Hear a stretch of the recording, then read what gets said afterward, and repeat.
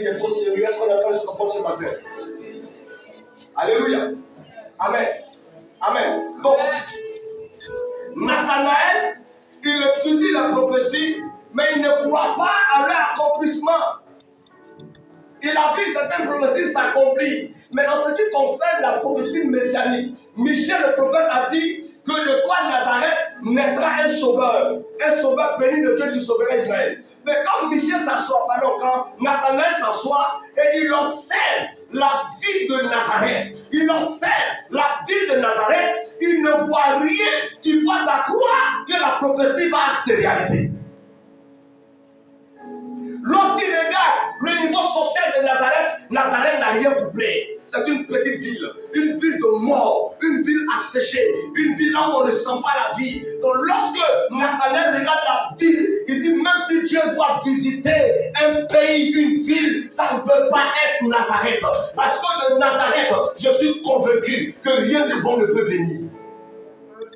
Mais lorsqu'il dit ça, il a des expertises qui le disent. Lorsqu'il dit ça, il a des données qui le disent. Lorsqu'il dit ça, il a des vérités qui confirment que de Nazareth, rien de bon ne peut venir. Je veux dire à quelqu'un ce matin que tu es semblable à Nazareth.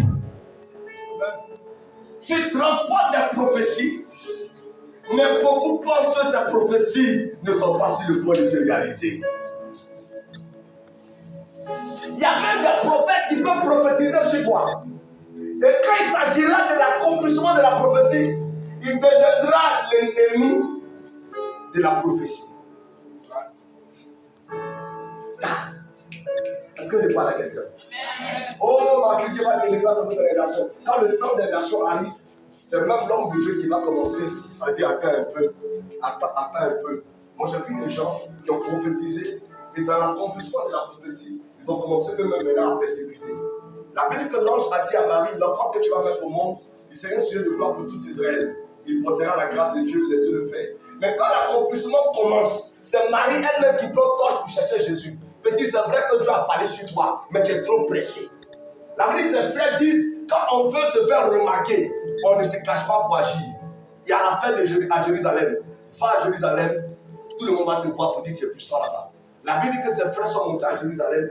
Jésus aussi est monté à Jérusalem, mais il est monté en secret. Il ne s'est pas fait connaître. Parce qu'il savait que ce n'était pas le temps de Dieu. Est-ce qu'on a dit ce qu'on comprend? Donc il y a des prophéties qui sont sur ta vie. Quand elles vont commencer à s'accomplir, même ton ami intime deviendra ton sorcier. Il peut accepter tant que vous êtes ensemble dans la galère. Elle peut accepter tant que vous êtes ensemble dans le célibat. Mais quand Dieu commence à te visiter, il peut commencer à se poser des questions, il peut commencer à murmurer, il peut commencer à calculer, il peut commencer à dire des choses. Pharaon a entendu la prophétie, laisse mon peuple aller. Il a autorisé que le peuple parte. Mais pendant que le peuple est en chemin, c'est le même Pharaon qui est revenu derrière eux. Fais attention, même ton père peut combattre ta prophétie. Ton mari peut combattre ta prophétie.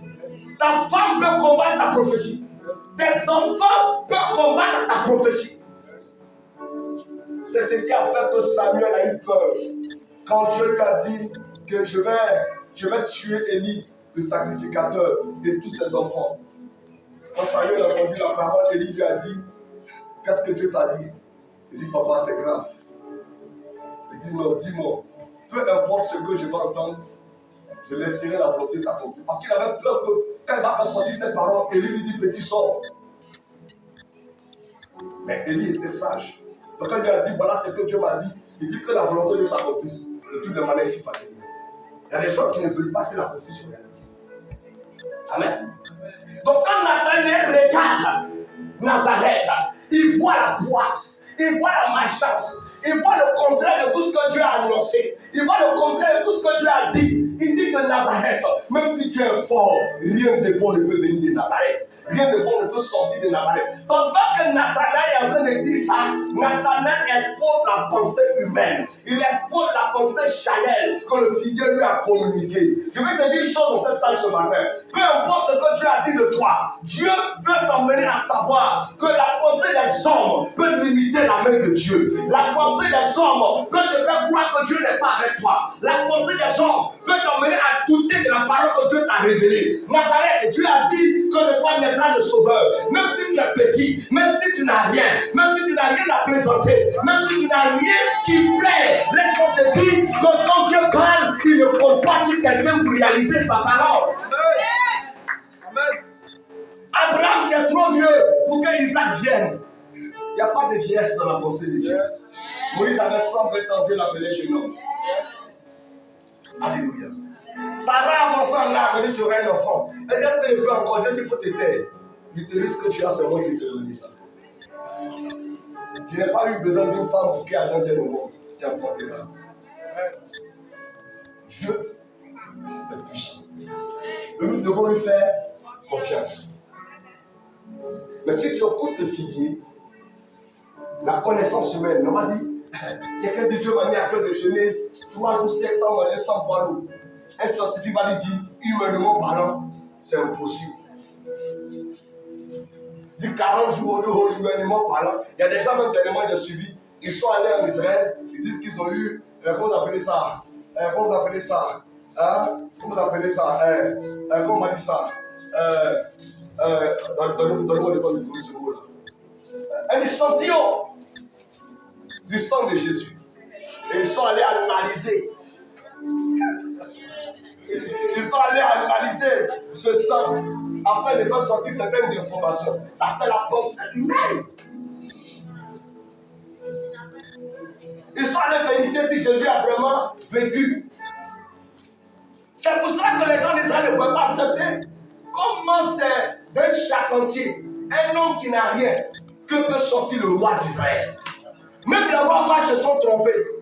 Donc les gens disent qu'ils sont trompés, mais dans la vérité, ils ne se sont pas trompés. Dieu leur a dit que le roi des Juifs est né. De vous à moi, si un roi est né, il est né où? Au palais. Donc eux, ils vont le chercher où?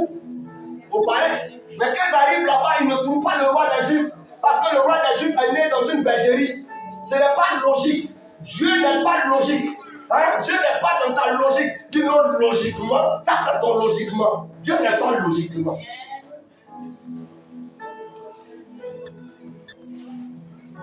Sinon, mais madame, normalement, quand on regarde, vous avez atteint la ménopause, c'est-à-dire, ça c'est son normalement. Ça, c'est son affaire.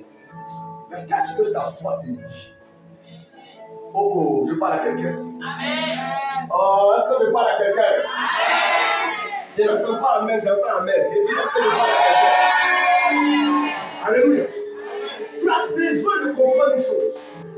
C'est que la pensée de l'homme est limitée. La science est limitée. La philosophie est limitée. Toutes les lettres qu'on a pu étudier à l'école ont leur limite. Mais Jésus n'est pas limité. Jésus n'est pas limité. Nous savons que la Sainte nous dit, pour qu'un homme puisse venir au monde, il faut qu'il y ait un rapport entre l'homme et une femme. Dieu dit, moi je vais défier cette parole. Je vais vous démontrer qu'on peut venir au monde sans un homme. Et il permet que Jésus vienne au monde rien que par Marie. Dieu pourrait autoriser que Joseph aille avec Marie, et puisqu'ils étaient déjà fiancés, et que Jésus naisse. Mais Dieu veut montrer à l'humanité que j'ai ma manière de faire. Touche l'épaule de quelqu'un, dit Dieu a sa manière de faire.